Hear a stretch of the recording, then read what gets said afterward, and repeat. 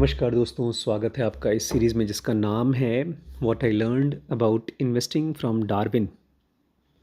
मुझे बड़ी खुशी है यार इस सीरीज़ को बनाते समय, क्योंकि मुझे जब तक पैसे के लिए कुछ काम करना पड़ता है ना, मतलब चाहे नौकरी करें चाहे आप कोई बिज़नेस करें, तो उसमें आपको रोज़ कुछ ना कुछ करना होता है, रोज़।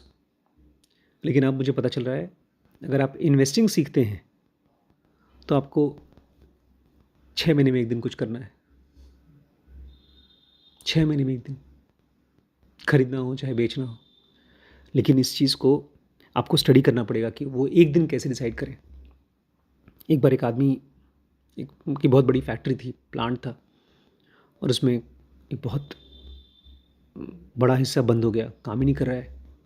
लोगों ने खूब कोशिश की, यहाँ वहाँ से नहीं कर पाए। फिर एक स्पेशलिस्ट को बुलाया, उसने आया, चेक किया यहाँ वहाँ, उसने कहा ठीक कर देंगे, बस $10,000 लगेगा। लेकिन अगर वो मशीन नहीं चलती, रोज़ का लाखों डॉलर का नुकसान होता। उन्होंने कहा ठीक है, दे दो, एडवांस दे दो $10,000, उसको ठीक कराओ। तो वो गया, उसने पता नहीं कहाँ 2-3 जगह पे थोड़ा सा स्क्रू ढीला था, टाइट किया और थोड़े से मारा, मशीन चलने लगी। तो जो लोग पैसा दे रहे थे बोलते ये तो गलत बात है, आपने मुश्किल से 5 मिनट काम किया होगा और आप $10,000 ले रहे हो, आप तो बहुत ही गलत काम है। बोलता है ये अगर आप लोग कर सकते तो आप लोग कर लीजिए। मैं पिछले 10 साल से यही सीख रहा हूँ कि कैसे इस चीज़ को, ख़ास पॉइंट को मुझे पकड़ना है। अच्छा हुआ कि मैंने आज के पहले कभी स्टॉक में इंटरेस्टेड नहीं हुआ। आज मैंने एक स्टॉक खरीदा है। कौन सा? CDSL का। बल्कि आज जब पापा से बात हुई थी तो वो बहुत बता रहे थे कि CDSL ने अपने स्टॉक्स को बोनस देना शुरू कर दिया, डबल किया। जो 3,000 का स्टॉक था वो गिर करके 1,500 का हो गया, लेकिन वो गिरा नहीं है, उसका रेट खाली कम हुआ है। बहुत कुछ सुनते सुनते मैं कन्फ्यूज़ हो गया, लेकिन तब मुझे ध्यान आया कि क्या मुझे स्टॉक को अगले 5 साल 10 साल तक रखना है? हाँ, तो ले लो। तो एक अमाउंट मैंने लिया, उतना अमाउंट जो अगर लॉस भी हो जाता है तो मुझे दिक्कत नहीं होनी चाहिए। तो खैर, हम लोग एक सिंगल फैक्टर को स्टडी कर रहे हैं किसी भी कंपनी को ख़रीदने से पहले। और जब वैभव ने मुझसे कहा कि इस CDSL कंपनी का ROCE बहुत अच्छा है, तब मैंने कहा बस ले लो, पक्का अच्छा है ना उसका ROCE? कितना है? 5 साल में बढ़ा है, 5 साल में? 20%, 40%। मैंने भी देखा था उसका ROCE 20, 30 करके चल रहा है। 30 बहुत अच्छा ROCE है। आज का ROCE का ही टॉपिक है, उसका नाम है a consistently high ROCE business allocates capital well. इतनी सिंपल बात है कि लगता है इसके बारे में पढ़ें क्या, जान तो गए कि एक हाई ROCE का बिजनेस होगा, इसका मतलब यह है कि उनके पास जो भी कैपिटल है, पैसा है, उसको उन्होंने अच्छे से लगाया होगा। लेकिन मैं आपको बताऊं, आजकल हम लोगों के पापा के पास 3 फ्लैट हैं बम्बई में। 2 बेलापुर में है, एक वडाला में है। देखा है आप लोगों ने? तीनों देखा है? नहीं, मैंने केवल बेलापुर वाला देखा है, वो भी वीडियो कॉल। अच्छा, मैं तो गया हूँ तीनों में। तीनों में। एक में तो रहा हूँ मैं 10 साल तक।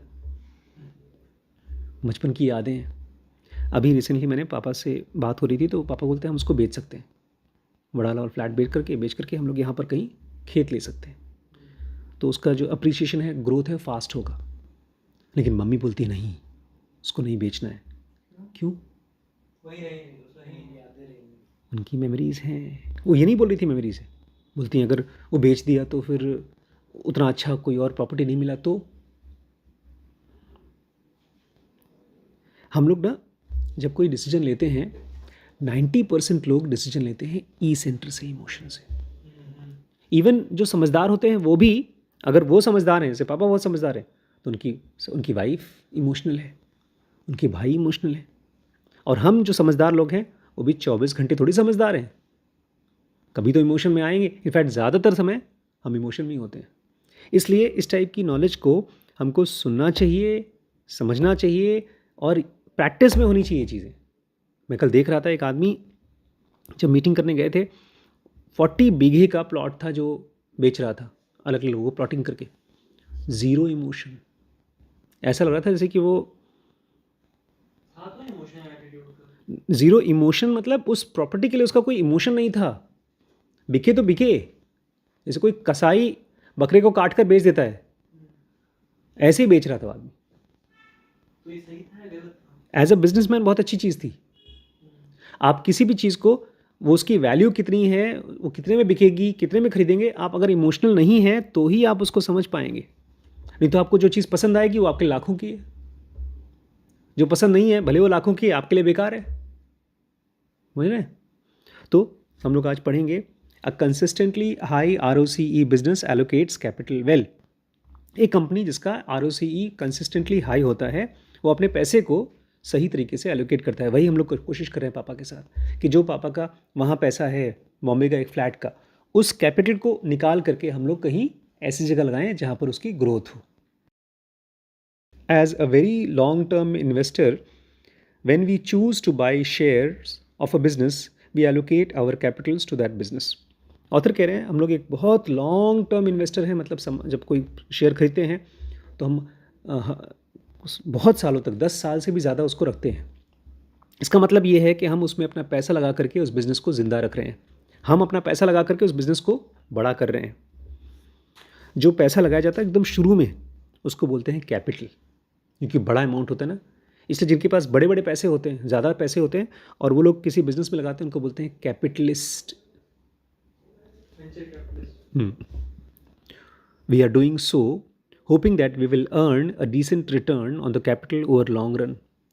फिर कहते हैं हम लोग अपना पैसा इसलिए लगा रहे हैं कंपनीज में क्योंकि हम चाहते हैं कि लॉन्ग रन में 10 साल में 20 साल में हमें उसका अच्छा पैसा मिले।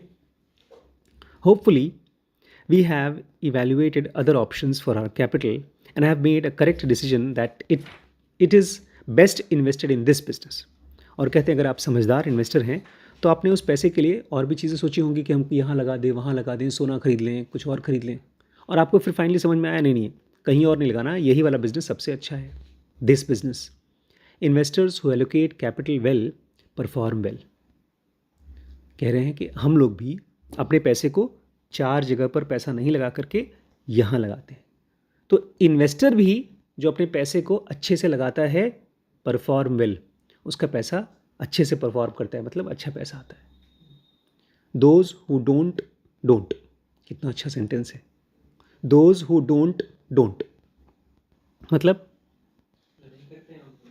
जो लोग अपने पैसे को अच्छे से नहीं लगाते। अब मान लो पापा बोले नहीं यार छोड़ो, बम्बई का फ्लैट है, मम्मी को पसंद है, उसको नहीं बेचेंगे, तो ठीक है। मुझे याद है वो फ्लैट ऐसे पड़ा हुआ था जिसमें हम लोग के कज़न रहते थे, पैसा देना तो छोड़ो, मांगते रहते थे पैसे। अच्छा, पापा की बड़ी इच्छा है कि हम लोग ज़मीन लेकर के उसकी प्लॉटिंग करके सेल करें, लेकिन वो नहीं कर रहे हैं। दोज हु डोंट डोंट, बहुत से लोग नहीं करते, सोचते हैं नहीं करते। Businesses are no different. तो जैसे इन्वेस्टर्स का होता है ऐसे बिजनेसेस का भी होता है, वो भी अलग नहीं होते। They to allocate capital on an ongoing basis, they have many options and they try to choose the best one. जो बिजनेसमैन होते हैं वो भी अपने पैसे को ढेर सारी जगहों पे लगाते हैं, उनके पास ऑन गोइंग बेसिस पे, मतलब रोज़ कहीं ना कहीं पैसा लगाना होता है, उनके पास भी ढेर सारे ऑप्शंस हैं, and they try to choose the best one, और वो सबसे अच्छी जगह पर पैसा लगाने की कोशिश करते हैं। They to hope to earn a decent return on their investment. और बिजनेसमैन भी ये कोशिश करते हैं कि जो पैसा लगा रहे हैं उसमें अच्छा खासा रिटर्न मिले। Some do, most don't. कुछ तो पा पाते हैं, ज़्यादातर नहीं पाते हैं। ROCE is an excellent measure of a company's ability to deploy capital. कैसे पता चलेगा कि कोई कंपनी अपने कैपिटल को अच्छे से लगा रही है? ROCE से मालूम पड़ेगा कि वो कंपनी बहुत अच्छा रिटर्न निकाल पा रही है अपने कैपिटल से। High ROCE implies that these businesses earn high operating profit relative to their capital deployed. अगर किसी कंपनी का ROCE बहुत हाई है, इसका मतलब ये है कि वो अच्छा खासा प्रॉफिट कमा रही है अपने कैपिटल से। Great businesses try neither to maximise operating profit nor minimise capital deployed. और जो बड़े बड़े बिजनेसेस होते हैं वो प्रॉफिट मार्जिन को, ऑपरेटिंग प्रॉफिट को बढ़ाने की कोशिश नहीं करते। समझिए, अगर हम लोग किसी बड़े होटल में जा रहे हैं जहाँ पर बहुत प्रॉफिट आ रहा है, तो वहाँ पर अपनी चादरों को साफ़ करके ही रखेंगे। जितनी बार भी हम किसी अच्छे होटल में गए हैं, उनके तौलिए एकदम साफ़ होते हैं, ऐसा लगता है ऑलमोस्ट न्यू है। और जो हम 1 या 2 बार ताज में रुके हैं, उसमें तो लगता है उनका चादर, कवर, सब कुछ नया है, ऐसा लगता है नया है। तो उसमें खर्च तो करते ही होंगे, और वो महंगे महंगे होते हैं, उसके थ्रेड काउंट बहुत ज़्यादा होते हैं। कह रहे हैं great businesses try neither to maximise operating profit. अब कोई कंपनी है तो बोलेगी नहीं यार, थोड़ा पुराना चादर यूज़ कर लो, कोई दिक्कत नहीं है, पैसे बचेंगे, तो वो अपना प्रॉफिट मैक्सिमाइज करने की कोशिश करेंगे। तो जो ग्रेट बिजनेस होते हैं वो प्रॉफिट को मैक्सिमाइज करने की कोशिश नहीं करते, nor minimise capital deployed, plus वो पैसा भी खूब लगाते हैं। वो ये नहीं बोलते यार पैसे को बचा के रख दो, उसको लगाओ मत, वो डिप्लॉय भी करते हैं खूब पैसा। They try to earn the maximum operating profit per unit of capital deployed. इनका मेन काम ये होता है कि पैसा लगाओ और उस पैसे से ज़्यादा पैसा कमाओ। अगर ऑपरेटिंग प्रॉफिट को बढ़ा रहे हैं तो ये हो गया पैसा लगाओ, लेकिन जहाँ जहाँ चाहिए वहाँ मत लगाओ, कंजूसी करो, तो होगा ऑपरेटिंग प्रॉफिट बढ़ाना। कुछ होंगी जो बोलेंगे नहीं, पैसा तो ले लिया इन्वेस्टर से या बैंक से, अब उसको रख देते हैं आराम से, पूरा पैसा नहीं लगाएंगे। तो उस कंडीशन में भी आपकी बिजनेसेस में बहुत ग्रोथ नहीं आएगी। क्यों? अभी देखिए समझ में आएगा आपको। Investors may not realise this, but strategy and most capital allocation decisions are deeply intertwined. इस पैराग्राफ का नाम रखा है मैंने big decisions. Big decisions, investors को ये चीज़ एहसास नहीं होता, लेकिन दो चीज़ें हैं जो खुली हुई हैं, मिक्स्ड हैं। एक तरफ स्ट्रैटेजी और दूसरा मोस्ट कैपिटल एलोकेशन डिसीजंस, कि कहाँ कहाँ पर अपना ढेर सारा पैसा लगाएंगे। जैसे कि setting up a manufacturing plant in Milwaukee versus outsourcing to China, a strategic और a capital allocation decision. Apple की कंपनी का, एप्पल का प्लांट कहाँ है? चाइना में है। वो मिल्वाकी में क्यों नहीं है? यूएस में क्यों नहीं है? कुछ तो वजह होगा। इतना बड़ा पूरा का पूरा अपना आउटसोर्स कर दिया चाइना में। तो अब ये चीज़ क्या है? ये कैपिटल एलोकेशन का मामला है या स्ट्रैटेजिक? पता नहीं, कह नहीं सकते हम लोग, क्या पता। जैसे अभी रिसेंटली मैंने सुना है कि टेस्ला का एक प्लांट यहाँ खुलने वाला है इंडिया में, सुना है मैंने। अब ये चीज़ क्या उनकी स्ट्रैटेजी है? हो सकता है वो बोलें कि नहीं, इंडिया में बनेगा, इंडिया में बिकेगा फटाफट। मुझे याद है जब पापा पहले जो फॉरेन का सामान लाया करते थे, कोई वीडियो गेम लाते थे या कोई टीवी लाते थे, तो हमेशा लोग पूछते थे इसमें मेड इन कहाँ से है, मेड इन जापान है कि मेड इन चाइना है। और जो मेड इन जापान होता था उसकी ज़्यादा कीमत होती थी, चाइना के माल की कम कीमत, भले सेम ब्रांड हो। आपका एक S23 अगर मेड इन चाइना है तो उसकी कीमत लोग कम मानते थे। क्यों? माल लगाएंगे वो लोग क्या पता खराब माल लगाएं। ऐसे ही किसी भी कंपनी में वो कहाँ से माल बनवाएंगे, कहाँ पर अपना प्लांट लगाएंगे, ये स्ट्रैटेजिक डिसीजन है या कैपिटल को लगाने का डिसीजन? पता नहीं है। इट डजेंट मैटर, इससे फ़र्क भी नहीं पड़ता है कि it is a decision that will significantly influence the company success and so it is both. इससे क्या फ़र्क पड़ता है कि स्ट्रैटेजी है इनका या कैपिटल एलोकेशन का प्लान? देखिए कैपिटल एलोकेशन समझिए, आपके पास पैसा आ गया, कहीं allocate हम लोग यही सोच रहे थे बेटा, क्योंकि सबसे पहले तो मुझे लगा हनुमान मंदिर के पास में ज़मीन है, ऑलमोस्ट 2.5 करोड़ की है, ले लेते हैं। लेकिन 2.5 करोड़ मेरे पास नहीं है। पापा के पास भी जो बेचारे के पास बुढ़ापे का पैसा इकट्ठा किया वो ख़त्म हो जाएगा। फिर हमने आगे देखा ज़मीन, वो भी करीब 3 करोड़ की, उससे ज़्यादा ज़मीन। ये तो मुश्किल से 5,000 स्क्वायर फीट थी जो 2.5 करोड़ की मिल रही थी, उसके आगे चल के 10,000 स्क्वायर फीट, लेकिन 3 करोड़ की। तो जो भी कैपिटल है वो ख़त्म हो जाएगा। हम खोज रहे हैं। अब समझ में आया कि नहीं, ये वाली ज़मीन जो हमने देखी है वो करीब 1.25 करोड़ की है। तो कुछ पैसा मैं लगाऊंगा, कुछ पापा लगाएंगे, बट हम उस कैपिटल को सही तरीके से एलोकेट करना चाहते हैं। अब कोई बोलेगा बॉस तुम उस रोड पर लगा रहे हो, क्या तुम्हारा स्ट्रैटेजी है उस मार्केट को केटर करना, कि वहाँ की जो लोकेलिटी है उसको आप केटर करोगे, या कैपिटल एलोकेशन का मामला है? क्या फ़र्क पड़ता है? जो भी कर रहे हैं उससे कंपनी को फ़ायदा होगा। सम more examples of strategic decisions that allocate capital in radically different ways are as follows. अब मैं आपको कुछ तरीके बताता हूँ कि कंपनीज अपने पैसे को बहुत अलग तरीके से यूज़ करती हैं, हम और आप कभी नहीं कर पाएंगे।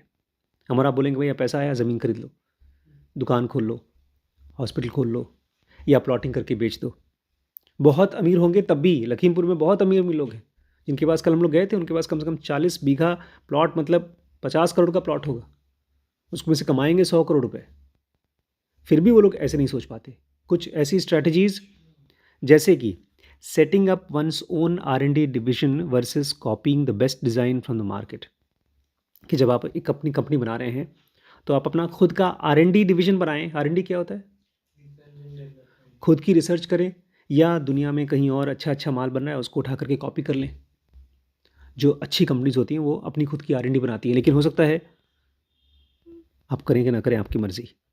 दूसरा एक बड़ा, क्योंकि अपना खुद का R&D बनाना बहुत खर्चीला मामला है। जैसे आपकी जो टेस्ला है वो यही कंपनी है।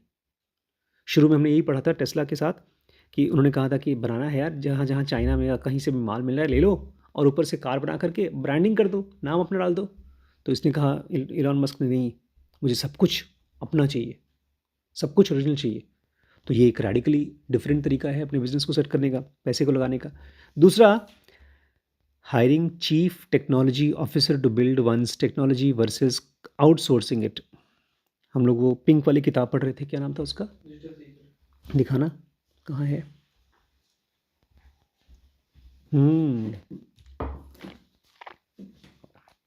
मेरा बड़ा सपना है कि मैं इसको आप लोगों के साथ पढ़ सकूं, डिजिटल सीकर। इसमें ऐसा ऐसा चीज़ें बताई गई है जहाँ पर लोग अलग, अगले 10 साल में, 20 साल में दुनिया एकदम अलग तरीके से होगी, ख़ासतौर से मोबाइल के साथ जब आप बिज़नेस में जा रहे हैं। अभी तो जो बड़ी बड़ी कंपनीज़ हैं वो भी नहीं इसको कर पा रही हैं, क्योंकि जो मोबाइल होता है, जैसे कि हम लोग इसमें पढ़ेंगे, एक कंपनी है जो वो बनाती है झूले, झूले में लोगों को झुलाती है, अम्यूज़मेंट पार्क, जहाँ ढेर सारे बड़े बड़े झूले हैं। आप टिकट लेते हैं, अंदर जाते हैं, भीड़ भड़का है, आप खाना वाना खाते हैं कहीं, फिर झूला झूलते हैं, फिर कहीं बैठ करके डांस वांस देखते हैं। इसमें मोबाइल का क्या रोल है?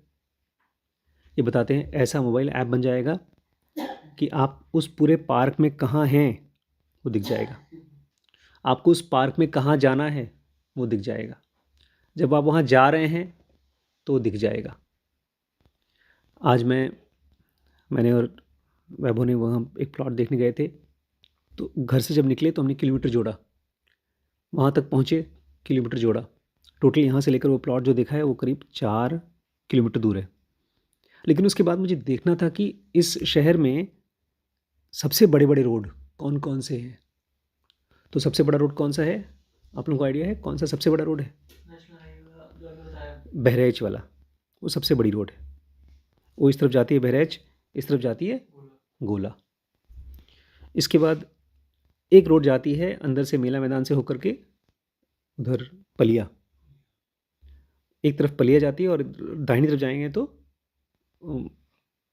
नकानी, एक पलिया हो गई, और दूसरी तरफ था निघासन रोड गई, वो भी बड़ी रोड है। लेकिन जब वहाँ से अंदर घुसो तो हमेशा ट्रैफिक जाम होता है। मेला मैदान की रोड इतनी पतली है कि अगर मैं इस शहर का कोई बड़ा होता तो चौड़ा करवा देता। इसलिए जैसे ही आप अंदर घुसते हैं तो मैं बाहर से, एक रोड है, आउटर रोड है, उसमें से निकल के आता हूँ। मैं अंदर से गया ही नहीं, थक जाता था मैं। ये सब बातें मैं आपको इसलिए बता रहा हूँ कि फ्यूचर के जो ऐप होंगे शहरों के, या कोई बड़ी कंपनी होगी, वो आपको सब कुछ फ़ोन में बताएगी कि आप यहाँ ट्रैफिक में जाम में फंसने वाले हैं, यहाँ से चले जाओ, यहाँ पर आपका टाइम वेस्ट होगा, यहाँ पर टाइम वेस्ट नहीं होगा। इस तरह की चीज़ें ये किताब बताती है कि अगर आपको वो कंपनी बननी है तो आप कैसे कैसे लोगों को नौकरी पे रखो। उसी में ये बड़ा महंगा आदमी होगा, उसको बोलते हैं चीफ टेक्नोलॉजी ऑफिसर, जो आपकी कंपनी का टेक्नोलॉजी का चीफ होगा, CTO। मिलते ही नहीं है।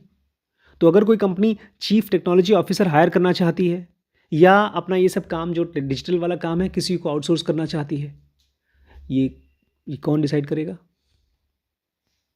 CEO। और कैसे डिसाइड करेगा? उसके पास पैसा है, उस पैसे को कहीं एलोकेट करेगा। हम लोग बात कर रहे हैं कि जो हाई आरओसी बिजनेसेस होते हैं वो अपने पैसे को सही जगह पर लगा करके सही पैसा कमा पाते हैं। पिछले 50 सालों में कोई भी कार की कंपनी बड़ी नहीं हो पाई, एक को छोड़कर। कौन सी? पिछले 50 सालों में कोई भी कार की कंपनी, नई कंपनी बड़ी हो ही नहीं पाई, केवल एक। कौन सी? टेस्ला। टेस्ला। और टेस्ला भी बड़ी नहीं हुई। पिछले 100 सालों की जो बड़ी बड़ी कंपनीज थी सबको बौना कर दिया। एकदम नई चीज़ है यार। इसका मतलब यह है कि टेस्ला ने कुछ बहुत नया किया, कुछ रेडिकल किया। उसने अपने पैसे को जहां पर बाकी कार की कंपनी लगा रही थी वहां नहीं लगाया, कहीं और लगाया। यही है हाई आरओसी ई बिजनेस। थोड़ा सा और। ये तो पूरा पैराग्राफ इसी के ऊपर है, वर्सेस वर्सेस की बात कर रहा है। नहीं, इसमें फिर भी इंटरेस्टिंग है, पता है? बड़ी देखिए, नहीं, इसमें ये नहीं कह रहा है कि वो इन दोनों में से किसी एक में लगाएंगे, ये केवल ये दे रहा है कि ये देखो, जब भी आपके पास पैसा आ गया, अब उस पैसे को आप आंख बंद करके मत कहो कि यार लोग कह रहे हैं यहाँ लगा तो लगा दो। आप अपना दिमाग लगाओ। जैसे अभी अभी मुझे अपने हमारे मार्केटिंग वाले, हमारे लैब वाले भैया बोल रहे हैं, आशीष जी बोल रहे हैं, सर अब टाइम आ गया है कि हमको 6 लाख की एक ऑटोमेटिक मशीन चाहिए। अब 6 लाख की मशीन के लिए आपके पास एक समय पर तुरंत 30-40 सैंपल होना चाहिए, जो कि हमारे नहीं आता। अच्छा, एक समय में कितने होते हैं आपके पास? एक समय पर 2 या 3 सैंपल होते हैं, फिर आधे घंटे बाद 2-3, ऐसे करते करते सुबह से लेकर शाम तक में आपको 30-40-50 सैंपल मिल जाते हैं। लेकिन जब आपको ऑटोमेटिक मशीन होगी तो उसमें एक साथ आप 30-40 सैंपल लगाएंगे आपने, और वो ज़्यादा रिएजेंट खाएगी। तो मुझे परसों बुलाया था, आशीष ने मुझसे कहा था कि सर आपको एक ऑटोमेटिक एनालाइज़र चाहिए हम लोगों को। अब सेमी ऑटोमेटिक से काम नहीं चल रहा है। सेमी में आपको एक एक सैंपल उसको पिलाना पड़ता है, वो सब करता है, फिर रिपोर्ट देता है। फिर आज डॉक्टर एमपी को बता रहे हैं, मैडम सेमी ऑटोमेटिक दे दीजिए। मैंने पूछा जाकर के, यार मुझसे बोल रहे हो ऑटोमेटिक, मैडम से बोले सेमी ऑटोमेटिक। तो बोलते हैं सर हमने आपको बोला, आपने कुछ सोचा ही नहीं, इसलिए हमने कहा चलो कुछ तो मिल जाए। अब मुझे उसमें खर्च करना चाहिए कि नहीं करना चाहिए, ये है कैपिटल एम्प्लॉयड, कि आपके पास पूंजी है, उस पूंजी को आप कहाँ लगाएंगे। अभी स्ट्रेटेजिक प्लान है या कैपिटल एम्प्लॉयमेंट? सेमी ऑटोमेटिक ही है ना। अभी हमारे पास 2 सेमी ऑटोमेटिक है। अच्छा, अब मुझे वो कन्विंस कैसे कर रहे थे कि ये मशीन आपको होनी चाहिए? क्योंकि आरोग्य में लगा हुआ है, संजय तोमर के यहाँ लगा हुआ है, चंदन में लगा हुआ है। अच्छा, फिर मुझे ये भी बता रहे थे कि जो मशीनें यहाँ लगी हुई हैं उसको सर 1-2 साल में नया ले लेना चाहिए, पुराना बेच करके नया लेना चाहिए। तो ये सब चीज़ें मैं कैसे कैसे डिसाइड करूँ? उनके कहने से या किसी और सेंटर को देख करके? नहीं, मुझे अपने आप से पूछना होगा मेरी कंपनी का हाई आरओसीई कैसे होगा, मतलब मैं अपना पूंजी को सही जगह पर कैसे लगा सकता हूँ। अगर मैं ये ऑटोमेटिक मशीन लगाता हूँ, 1 लाख की पड़ती है, तो उससे कितना मेरे को रिटर्न मिल रहा है? एग्जैक्टली अगर उससे मेरे को 1 लाख मिल रहा है तो भैया मैं तो लगाऊंगा। एग्जैक्टली। बल्कि कोविड में इन्होंने मुझे एक मशीन खरीदवाई थी 1 लाख की। जैसे ही मशीन आई उसके अगले दिन से ही वो सैंपल आना ही बंद हो गया। कोविड एक तरह से प्रॉब्लम, डी डाइमर मशीन थी। उसके बाद से वो मेरे पीछे पड़ेंगे, सर उसको बिचवा दीजिए, आप पहले बोल के खरीदवाए थे, उसको अपने बिचवा दीजिए। तो कैपिटल एलोकेशन, अपनी पूंजी को सही तरीके से लगा पाना, ये डिसीजन बहुत मुश्किल डिसीजन है। अभी जितने भी लोग हम लोग से मिलते हैं ना, सब बोलते हैं सर आपके पास मशीन 50 लाख की होनी चाहिए, अल्ट्रासाउंड की मशीन। क्योंकि अच्छा रेडियोलॉजिस्ट को कैमरे में देखना होता है, स्क्रीन में देखना होता है, उसको समझ में आएगा। और 50 लाख से कम में हमारे पास 3 मशीनें हैं, 12, 12 और 12, कितनी हो गई? 36 लाख में 3 मशीनें हैं हमारे पास। और उसमें भी हमारी तीनों मशीनें ऐसी हैं जिसको 5-5 साल का वारंटी मिली हुई है। और वहीं जो 50 लाख की मशीन मिल रही है, जो चंदन में यूज़ हो रही है, वो उनकी 2 साल की वारंटी है। अच्छा, चंदन वाले बेवकूफ़ नहीं है, उनकी कंपनी पुरानी है, ऑलमोस्ट 26 साल 27 साल पुरानी है, और तकरीबन 20 साल तक उन्होंने केवल एक मशीन यूज़ किया है। उनके पास पूंजी इकट्ठी हो गई है, हाँ, कैपिटल एलोकेट करने के लिए। तो वो भी समझदारी से अपना कैपिटल को लगा रहे हैं। अच्छा, अगर आशीष ये देख के कहते हैं कि यार चंदन में देखो ये मशीन लगी है, चंदन वहां पर 20 साल से है और 10 साल से उसने बिना ऑटोमेटिक वाले से ही काम किया है, जब पूंजी इकट्ठी हो गई तब लगाई, ये है। एक तो पूंजी होनी चाहिए, दूसरी होनी चाहिए, बोलते बोलते उन्होंने बता भी दिया कि क्यों नहीं खरीदना चाहिए। बोले थे वेदांता के पास ये मशीन है, लेकिन वेदांता के पास रोज़ के 500 सैंपल आते हैं, हमारे पास रोज़ के 100 सैंपल नहीं होते। जब 500 आते हैं तो उनके पास एक साथ 30-40 सैंपल आता है। अगर उतना काम हमारे पास आएगा तो हम लोग को भी मशीनें चाहिए। ये आपके पास पढ़ा आपने? वो हमको खुद ही बता रहे थे कि सर उनके पास 500 सैंपल रोज़ आता है। मैंने पूछा हमारे पास कितना आता है? बोलते हमारे पास आता है सर। कितना आता है? आता है सर। करते कराते बोलते हैं शाम तक 40-50। कभी कभार जब हमारे यहाँ कोई कैंप होती है, एसएसबी की कैंप होती है, कुछ होती है तो सैंपल आता है, लेकिन वो साल में 10 दिन होगा या 15 दिन होगा, तो उसमें ज़्यादा काम करना पड़ता है तो बेचारे परेशान हो जाते हैं एकदम। तो ये सारा का सारा मामला क्या है, आप अपने पूंजी को सही जगह पर लगाएं, ये आपकी एक अच्छी कंपनी मानी जाएगी। पैसा आ गया कहीं भी लगा दो तो ये सही नहीं होगा। शुरू शुरू में जब मेरे पास पैसा आया था नौकरी का, 2-4 महीने में मेरे पास 8-10 लाख इकट्ठे हो गए एक साल में। मैं गया खट से वो वाली ज़मीन ले ली जिसमें आप बाउंड्री करवा रहे हैं, गलत इस्तेमाल था पूंजी का।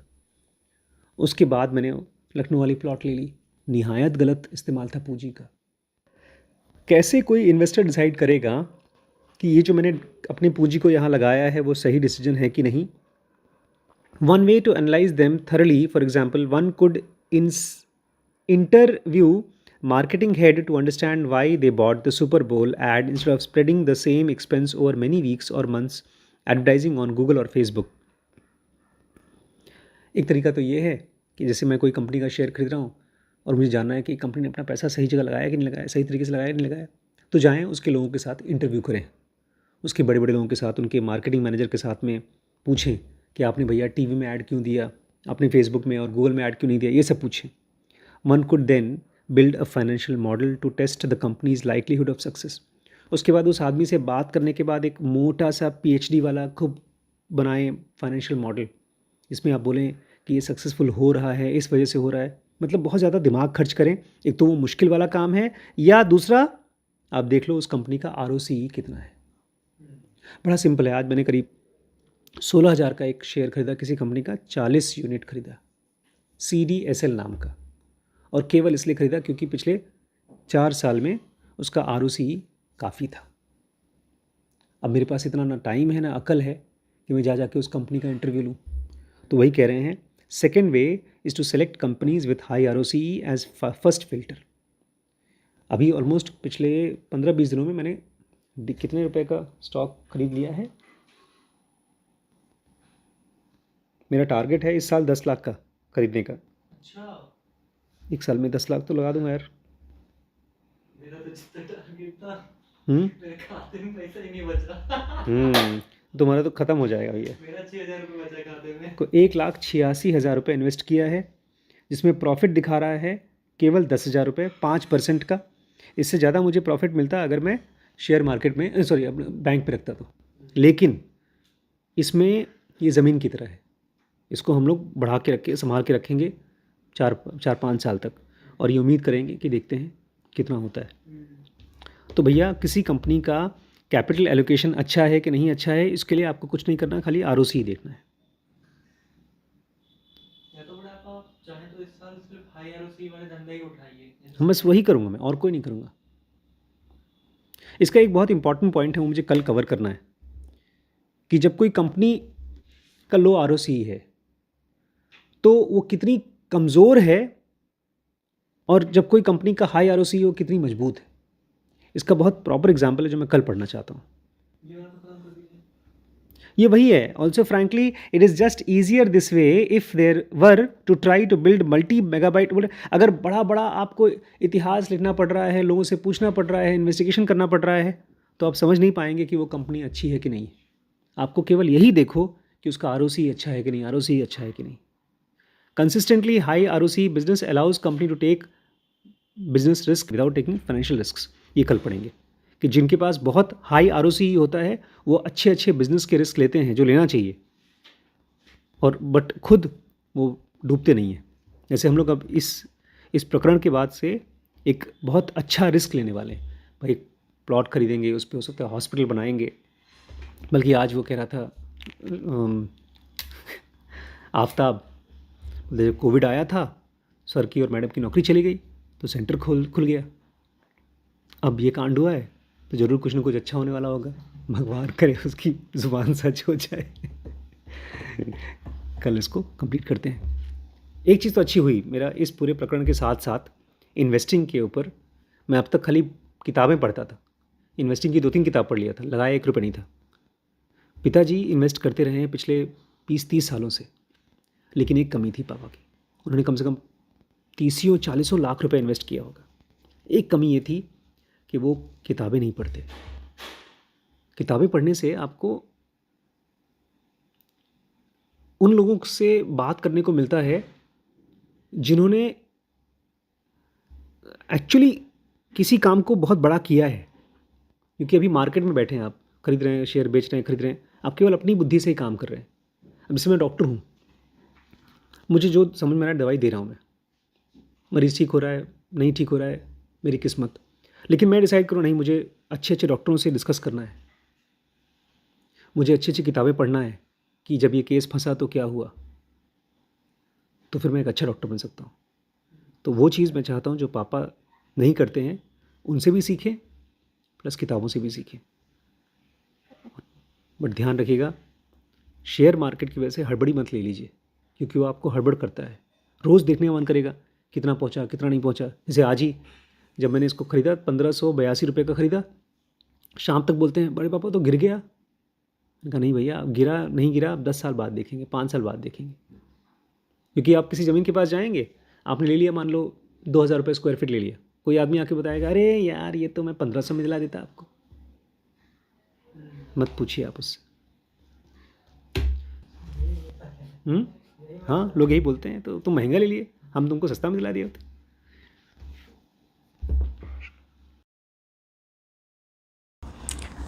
जब से मैंने ये सीरीज़ स्टार्ट की है, तब से मुझे लगता है कि मैं कोई ऐसी चीज़ सीख रहा हूँ जो मेरा नहीं है, जो मैं नहीं हूँ, जो मेरा नेचर नहीं है। क्योंकि इसके पहले जितनी भी हम लोग बुक्स पढ़ते हैं पैसे के बारे में, वो सब साइकोलॉजिकल बुक्स हैं, उसमें बहुत कम नुआंसेस हैं। अब ये पहली बुक है जिसमें कह रहा है कि आपको कंपनीज़ का ROCE देखना चाहिए। है छोटी सी चीज़, सिंपल सी चीज़, लेकिन ये बहुत बड़ी है मेरे लिए, क्योंकि मैंने आज तक कभी किया नहीं है। मेरा मन तो ये भी कह रहा है यार ये जो वेबसाइट्स पे ROCE दिखाते हैं सही है कि फेक है। जब आपको कोई काम करने का मन नहीं करता तो उसके लिए आपका मन वजह देता है। अच्छा, आज मैं गाड़ी में बैठ के गया था कुछ ज़मीन में देखने के लिए। परसों मैंने पेट्रोल डलवाया था 1000 रुपये का। यूजुअली हम लोग बहुत ट्रैवल नहीं करते कार से, तो वो 1000 रुपये का पेट्रोल महीने भर चलता है। और ये जो 1000 रुपये का पेट्रोल है ये 3 दिन में ख़त्म हो गया, क्योंकि मैंने पूरे शहर भर में कम से कम 4, 5, 10 चक्कर लगाए हैं। अब ये काम भी मेरे लिए बहुत नेचुरल नहीं है कि गाड़ी में बैठ बैठ करके ज़मीन देखना। थक जाता हूँ, मेरा मन बार बार कहता है अरे यार ये ज़मीन देख ली, ले लो इसी को। और ये मुझे लगता है पापा को भी ये लगता है, क्योंकि ये काम उनके लिए नेचुरल नहीं है। अच्छा, जो लोग ज़मीनें बेचते हैं उनकी भाषा भी हमसे अलग है। हम तो ज़मीन को ज़मीन बोलते हैं, पता है वो लोग क्या बोलते हैं? कच्चा माल। जो खेत होता है वो कच्चा माल है, और जब उसको वो नक्शा बना देते हैं, नक्शे को गवर्नमेंट से पास करा लेते हैं, उसमें अच्छा खासा पैसा लगता है, तब वो माल बनता है। बोलते हैं मेरा माल है, बिकेगा तो है ही। अब रुपया पैसा हम लोग कमाना चाहते हैं, बट हम लोग नौकरी पेशे वाले लोग हैं, बिजनेस वाले लोग नहीं हैं। तो हमारे लिए इजी क्या है? ज़्यादा नहीं, 30-40 साल तक रोज़ 8 घंटे जाकर ऑफिस में काम करना, बॉसेस की डांट खाना, ये सब चीज़ें हमारे लिए बड़ी मुश्किल है। ROCE देखना, गाड़ी में बैठ बैठ कर ज़मीनें देखना, और किताबें पढ़ना, इसी चीज़ की किताबें पढ़ना, कंपनीज़ को खोजना कौन सी कंपनी अच्छी है ख़राब है। मुझे याद है जब मैंने वॉरेन बफेट की बायोग्राफी पढ़ी थी, बहुत टाइम पहले पढ़ी थी, उस समय मैंने वीडियोस बनाना शुरू नहीं किया था। तो वो बताते हैं कि जब वो किसी कंपनी में स्टॉक शेयर में पैसा लगाते थे तो गाड़ी में बैठकर जाकर वो कंपनी देखते थे। धीरे धीरे उन्होंने तरीका खोजा कि मुझे गाड़ी में बैठ के जाना ना पड़े और मैं अच्छी कंपनी को पहले से ही देख लूँ, पहचान लूँ। अभी भी अगर मुझे किसी इंसान को पहचानना है तो मैं फ़ोन पे नहीं पहचान सकता, उसको जाके फिज़िकली पहचानना होगा। वॉरेन बफेट जैसे लोग तो कुछ न कुछ खोज चुके होंगे कि अच्छे एम्प्लॉई कैसे होते हैं, कैसे पहचाने। तो बट जब आपको कुछ ग्रो करना होता है तो आपको ऐसे ही कुछ सीखना होता है जो आप नहीं हैं, जो आपके लिए नेचुरल नहीं है। इसी शिरीष के लिए लिखना बड़ा मुश्किल है, बट अपनी लेखनी को, हैंड राइटिंग को अच्छी करने की कोशिश करें। आपके लिए मैथमेटिक्स मुश्किल है बट आप सीख रहे हैं। और एक बात बता दूं, जब कोई ऐसी चीज़ जो आपके लिए नेचुरल नहीं है, आप उस चीज़ को 2 साल 10 साल 2 साल 3 साल 4 साल कर लेते हैं तो फिर वो क्या हो जाता है? नेचुरल हो जाता है। मैं सोच रहा था मेरे लिए तो अल्ट्रासाउंड करना बड़ा नेचुरल है, एक्सरे करना बड़ा नेचुरल है, लेकिन एक पॉइंट था जब मैं रोता था उसके लिए भी कुछ समझ में नहीं आता था। तो हमारे टीचर्स बोलते थे अगर नॉर्मल एक्सरे देखना सीख लिया तो 50% केसेस तुम्हारे हो गए, क्योंकि 50% केसेस नॉर्मल आते हैं। मैंने कहा यार तो बड़ी अच्छी चीज़ है, तो पहले नॉर्मल पहचानना शुरू करो। तो अच्छी कंपनीज़, ख़राब कंपनीज़ के बीच में डिफरेंस क्या है? Main ROCE। आज जब मैं मम्मी के साथ गया तो दोनों प्लॉट देखा। एक जो पापा को पसंद है वो है करीब 1.5 करोड़ की। मैं कल सोच रहा था 1 करोड़ की होगी, बट मैं आज उस आदमी से मिल के आया, उसने बताया मेरा लास्ट प्राइस है 1.5 करोड़ रुपए, जो यहाँ से 4 किलोमीटर दूर है। और ये दूसरी ज़मीन जो मम्मी को पसंद है, क्योंकि मम्मी को वाली पसंद नहीं है, बड़ी मम्मी को दूर लग रहा है। बड़ी मम्मी को दूर लग रहा है, प्लस उनको लग रहा है कि वहाँ पर बहुत पॉपुलेशन नहीं है अभी। ये जो उनको पसंद है वो है 2 करोड़ की, लेकिन वो छोटी है। वो उसमें मिल जाएगा आपको ज़्यादा, लेकिन वो महंगी है। अब 2 करोड़ लगाएं कि 1.5 करोड़ लगाएं, हमारे पास तो खैर उतने हैं भी नहीं अभी, लेकिन अगर लगाएं तो कहाँ लगाएं? और यही पैसा हम लोग किसी और चीज़ में लगाएं, हम स्टॉक मार्केट में लगा सकते हैं। लगाएं कि न लगाएं, इन सब चीज़ों को बोला जाता है एलोकेशन ऑफ कैपिटल, पूंजी को सही जगह पे लगाना। जब मैं उस रियल एस्टेट एजेंट से मिला था, राजमोहन नाम एक आदमी का, उसके मुंह से मुझे एक लेसन मिला। उसने मुझसे कहा कि वो जो मेवागंज की रोड पर है, वहाँ पर जब मैंने ज़मीनें ली थी उसको बेचने में मुझे लग गए 7 साल। और इस जो सीतापुर की रोड है और इधर बहरेज की रोड पर मेरा तो 1 साल में माल खाली हो गया। तो लेसन क्या था? लेसन ये था कि अभी वो रोड इतनी डेवलप नहीं है। अब मैंने पहली बार रियलाइज़ किया है कि इवन ऑन रोड जिसको बोलते हैं, हर एक रोड की अपनी अलग अलग कीमत है। 110 फीट की जो रोड होती है उसकी अपनी अलग कीमत है, अगर उसके बगल में ज़मीनें हैं तो उसकी अलग कीमत है। इसलिए आपके जो मूसाराम जी हैं उनकी इस रोड पे सबसे ज़्यादा ज़मीन है, LRP रोड पे रामापुर तक। ऐसे ही हमारे एक डॉक्टर राजेश गुप्ता हैं, यहाँ से लेकर सीतापुर तक, यहाँ तक कि लखनऊ तक उनकी ऑन रोड कम से कम नहीं तो 50 से 100 बीघा ज़मीन होगी। लेकिन एक चीज़ आप भूल रहे हैं, 100 बीघा ज़मीन खरीदने के लिए उस आदमी ने कम से कम नहीं तो 500 बार तो ट्रैवल किया होगा गाड़ी में बैठ के। लखनऊ यहाँ से है ही 3 घंटे का। अच्छा, दूसरी चीज़ आप नहीं जानते, वो एक ऑर्थोपेडिशियन है जो 24 घंटे काम करते हैं, रात को भी ऑपरेशन करते हैं, दिन में भी ऑपरेशन करते हैं। हाँ, हड्डी के डॉक्टर हैं, हड्डी टूटती है तो उसका ऑपरेशन करते हैं। अब जब उनको टाइम मिलता है तब जाते हैं।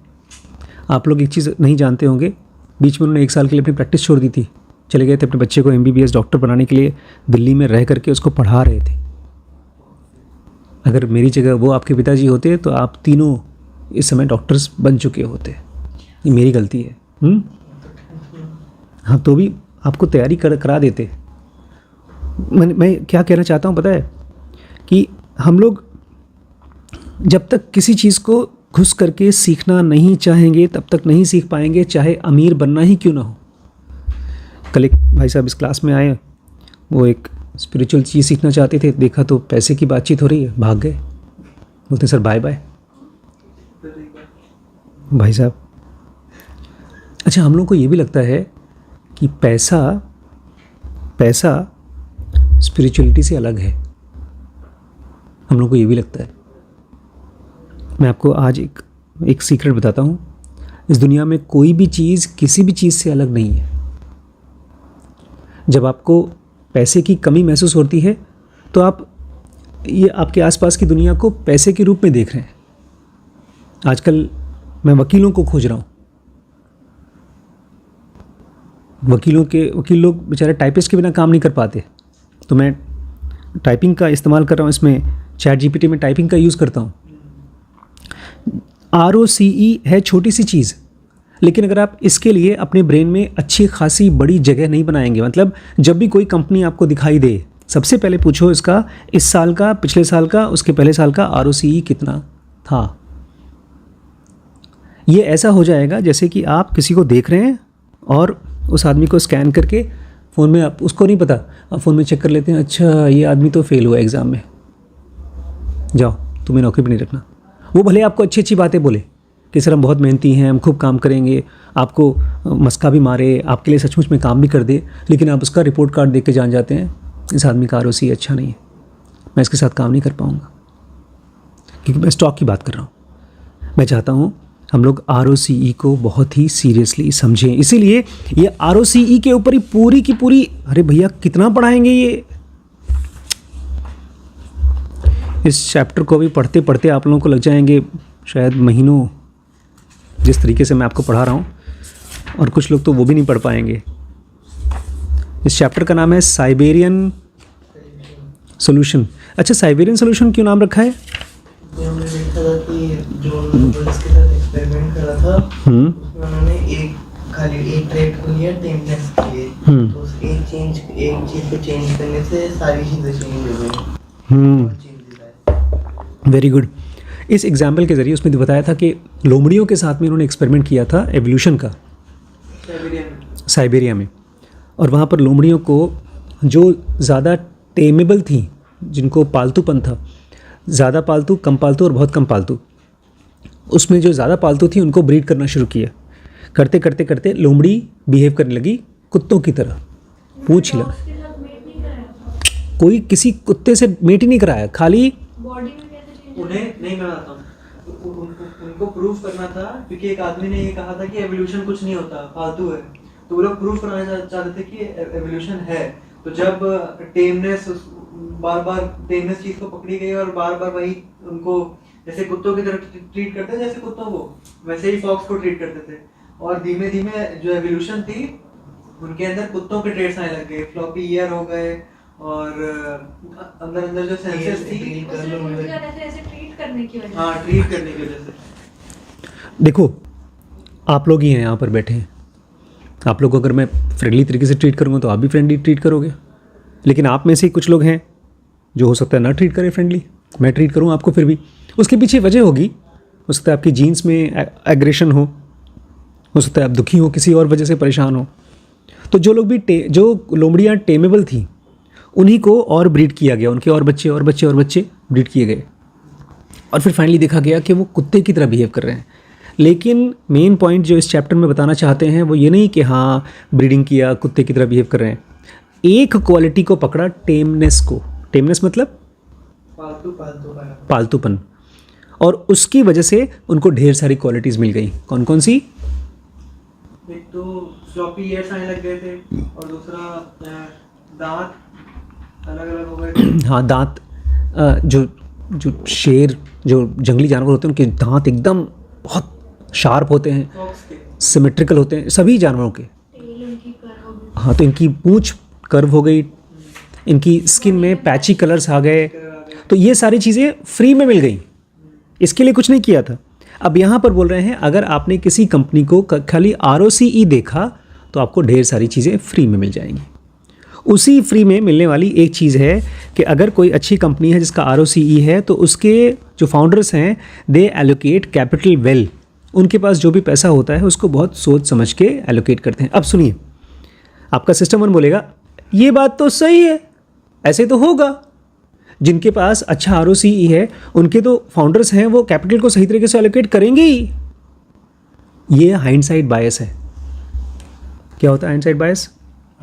कोई चीज़ है जिसको मिस कर देते हैं।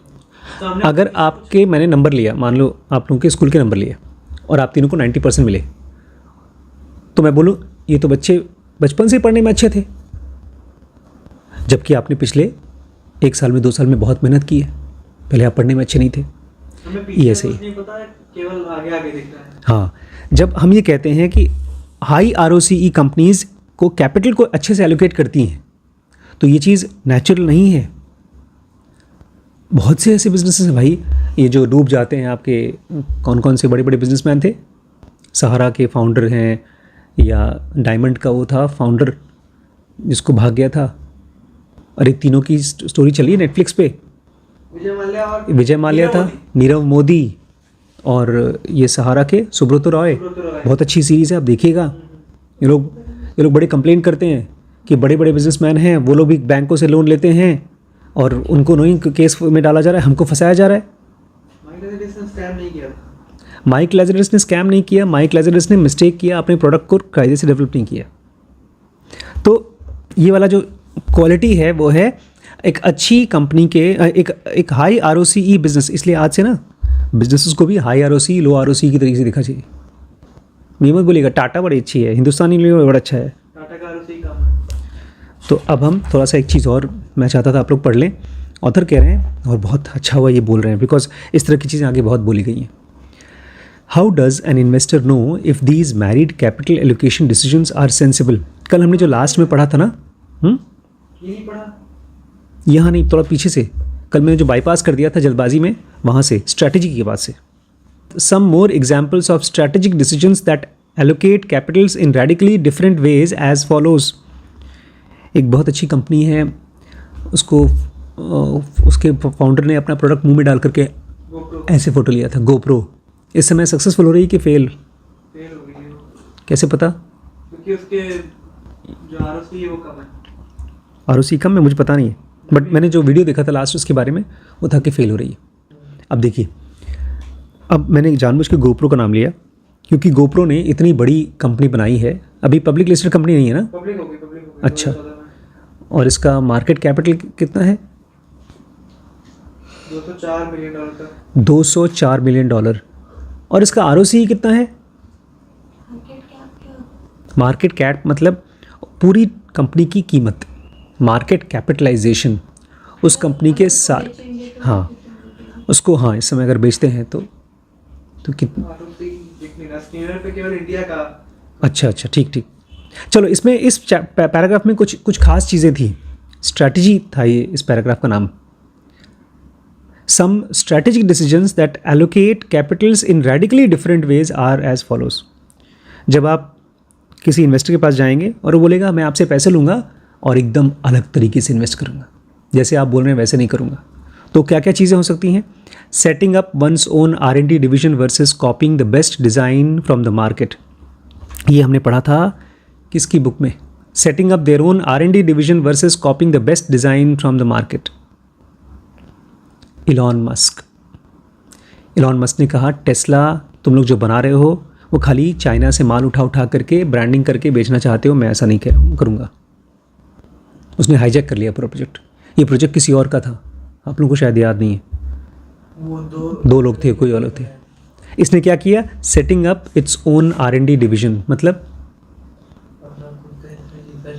अरे भैया वो बैठ कर बोलता है मेरी गर्लफ्रेंड बड़ी मोटी है और उसके लिए मुझे कुर्सी जो सीट चाहिए अलग चाहिए, उसका दरवाज़ा मुझे ऐसा चाहिए। हर छोटी छोटी चीज़ के लिए ये बहस कर रहा था इलॉन मस्क। तो आपको पैसा मिला इन्वेस्टर से, इन्वेस्टर बोलेंगे क्या पैसा बर्बाद कर रहे हो? ये बोलता है नहीं मुझे अपना खुद का R&D चाहिए, बिकॉज R&D बहुत महंगा है। उसमें लोग आते हैं, पढ़े लिखे लोग आते हैं, बैठ करके चाय कॉफ़ी पीते हैं और दिमाग दौड़ाते हैं, काम धाम कुछ नहीं करते। और जब पहले से डिज़ाइन अवेलेबल है, setting up copying the best design from the market, जो मार्केट में है उसको उठा लो। एक तो ये एक अलग स्ट्रैटेजी है। दूसरा एक स्ट्रैटेजी सुनिए, hiring chief technology officer to build one's technology unit versus outsourcing it. ये कल बात बता रहा था मैं आप लोगों को। इस किताब को मैंने पढ़ना ही बंद कर दिया, मतलब पढ़ाना ही बंद कर दिया, क्योंकि जो टाइप की नौकरियां ये बोल रहे हैं जिनको आपको हायर करना चाहिए, मैं जानता ही नहीं कौन कौन से लोग हैं। ये कहता है कि आपकी कंपनी में CEO जितना इंपॉर्टेंट है उतना इंपॉर्टेंट CTO है, चीफ टेक्नोलॉजी ऑफिसर। और उसके नीचे कौन कौन से लोग काम करेंगे उनका भी नाम दिया गया है, अलग अलग। भैया मैं तो जानता ही नहीं कौन कौन से हैं। ट्रेडिशनल तरीके से वो सब नहीं चलेंगे, क्योंकि एक तो होता है मार्केटिंग डिपार्टमेंट, देखो चीफ डिजिटल ऑफिसर CDO। और सुनिए इस चैप्टर में, इसमें चैप्टर नाम लिखा है recast your team to ship. अपनी टीम को फिर से चेंज करो। चीफ डिजिटल ऑफिसर चाहिए, और कौन चाहिए इनको? डिज़ाइन में एक चीफ बंदा चाहिए, एक प्रोडक्ट में चीफ बंदा चाहिए, डेवलपर्स चाहिए, डाटा साइंटिस्ट चाहिए, मर्चेंडाइजिंग एंड ऑपरेशंस में इनको अलग अलग ढेर सारे बंदे चाहिए। इसको जब मैंने पढ़ा तो मैंने कहा मैं नहीं कर सकता ये सब चीज़, मैं पढ़ा ही नहीं सकता, मैं करूँगा क्या अपनी कंपनी में, छोड़ दिया। इनका ये कहना है अगर आपके पास कोई बड़ी हॉस्पिटल है, कोई बड़ी टाटा टाइप कंपनी है और आप उसको फ्यूचरिस्टिक बनाना चाहते हैं तो AI बेस्ड कंपनी होनी चाहिए। ये पूरी की पूरी AI बेस्ड कंपनी है, क्योंकि पूरी दुनिया इस समय अब डिजिटल हो रही है। हर एक बंदा कुछ भी करने के पहले क्या करता है? कोई भी सामान खरीदने के पहले, कोई भी सर्विस लेने से पहले क्या करता है? गूगल करके खोजने की कोशिश करता है। हाँ, रिव्यू चेक करता है। वो आदत पड़ गई है फ़ोन में सर्च करने की। और बोल रहा है अगर आपकी कंपनी में आप सोचते नहीं हैं कस्टमर को ऑनलाइन कंफर्टेबल करने के लिए, अभी भी ऐसी बहुत सी कंपनीज के वेबसाइट्स हैं जो अपनी वेबसाइट पे वो ध्यान ही नहीं दे रहे लोग। अभी मम्मी ने वो एग्ज़ाम देकर पास किया है, पता ही नहीं चल रहा है कौन से कॉलेज में कौन सी सीट मिलने वाली है, all because of lack of good digital platform. और करोड़ों रुपए इसमें लेन देन होंगे फीस के फॉर्म में, पढ़ाई के फॉर्म में। तो अब ये कह रहे हैं आप ये बताइए, आपके पास ढेर सारा पैसा है, आप क्या करेंगे? चीफ टेक्नोलॉजी ऑफिसर हायर करेंगे या आप इस काम को, टेक्नोलॉजी को किसी को आउटसोर्स कर देंगे? बताइए। तीसरा, building a manufacturing unit for critical parts versus funding a supplier. आप कोई बहुत मुश्किल चीज़ बना रहे हैं, कार, फ़ोन या कोई बड़ी मुश्किल चीज़ बना रहे हैं, और उसमें एक बहुत क्रिटिकल पार्ट है जो बहुत इंपॉर्टेंट पार्ट है, उसको आप खुद बनाएंगे या उसको किसी से लेंगे, किसी सप्लायर से? खुद बनाएंगे तो पैसे ज़्यादा खर्चा होगा। ये खाली ये नहीं बोल रहे कि ऐसा करेंगे, ये बोल रहे हैं कि ऐसी चीज़ें लोग करते हैं मार्केट में, और उसमें हमको लगेगा शुरू में ये पैसा बर्बाद कर रहे हैं। जैसे बड़ी मम्मी का साफ लॉजिक है कि अगर हम हनुमान मंदिर के सामने अपना सेंटर डालते हैं, मैं 10 चक्कर काट चुका हूँ, बाकी जगहों पे हर रोज़ का फुटफॉल अगर 10 है तो वहाँ पर 100 है। मैं दोपहर को गया था, खड़ी दोपहर में वहाँ पर हनुमान मंदिर के सामने कम से कम 10 गाड़ियाँ खड़ी थी। रात को चले जाओगे, आधी रात को, तब भी वहाँ पर पॉपुलेशन होगी। इसलिए अगर वहाँ पर 2-2.5 करोड़ की ज़मीन लेनी या कहीं और 1.5 करोड़ की ज़मीन लेनी है, आप कैसे डिसाइड करोगे? आपका ROC अगर अच्छा है तो आप समझदारी से डिसाइड करोगे। और भी कुछ चीज़ें हैं जो स्ट्रैटेजी में करते हैं लोग। हाँ भैया, ये सुनो, hiring young graduates and training them over many years versus hiring qualified professional laterally, making an acquisition to enter new geography. पहला ये पता है किसने किया? Hiring young graduates and training them over many years versus hiring qualified professionals laterally. Young graduates को लेकर, freshers को लेकर के इनको ट्रेन करने का काम किसने किया है?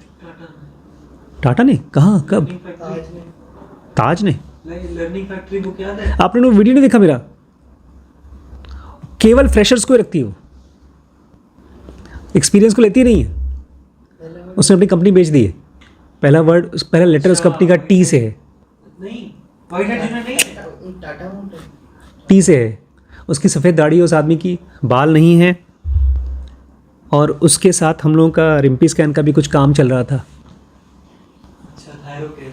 थायरोकेयर बोलता है हम लोग केवल फ्रेशर लेते हैं, और उसमें फ्रेशर को भी ये लोग सेलेक्ट करते हैं कि ये आदमी रटने लायक है, ये आदमी हटाने लायक है। आपने पूरा वीडियो देखा नहीं है। कह रहे हैं अब आप क्या करेंगे? फ्रेशर्स को उठाएंगे, उनको ट्रेन करेंगे, या आप जो प्रोफेशनल्स हैं जो पहले से क्वालिफाइड ट्रेंड हैं उनको लैटरली लेंगे, कहीं और से लेंगे। Making an acquisition to enter new geography versus growing organically. अब आप कोई बिजनेस कर रहे हैं, उसको धीरे धीरे ग्रो करेंगे ऑर्गेनिक नहीं, या आप कोई चलती हुई कंपनी को खरीद लेंगे, जैसे कि इंस्टाग्राम को खरीद करके व्हाट्सएप ने किया है, गूगल ने किया, फेसबुक ने किया है। आप क्या करेंगे? सोचिए, आपके पास 500 करोड़ आ गए। फंडिंग लॉस मेकिंग प्रोडक्ट, ये किसने किया बताइए? Funding loss making product for many years in a large addressable market. एक बहुत बड़ा मार्केट है, बहुत बड़ा, शायद दुनिया का सबसे बड़ा मार्केट वही है, और वहां पर कम से कम 20 साल तक लॉस मेकिंग प्रोडक्ट बनाया उसने। वॉलमार्ट तो प्रॉफिट कर रही थी। नहीं, वॉलमार्ट को जिसने हराया, अच्छा अमेज़न ने। अमेज़न का 20 साल तक लॉस चलता रहा। रिटेल, जहाँ पर आप खाने का जो भी सामान खरीदते हैं वो सब चीज़ों का, उसको बोलते हैं रिटेल मार्केट। दुनिया का सबसे बड़ा एड्रेसेबल मार्केट, और वहाँ पर 20 साल तक। अब कोई भी आदमी जब बिजनेस करेगा तो ये थोड़ी बोलेगा लॉस करना है अपने को, 20 साल तक लॉस करना है। ये किया अमेज़ॉन ने।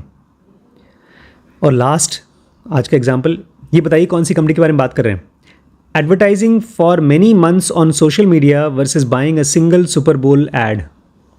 आपके पास 500 करोड़ का बजट है और आप उसको यूट्यूब पे, फेसबुक पे, छोटे छोटे अलग अलग प्लेटफॉर्म्स पे पैसा दे करके ऐड करेंगे सालों तक, या उसी पैसे को एक बड़ा सा फुटबॉल ऐड ले लेंगे, सुपर बोल।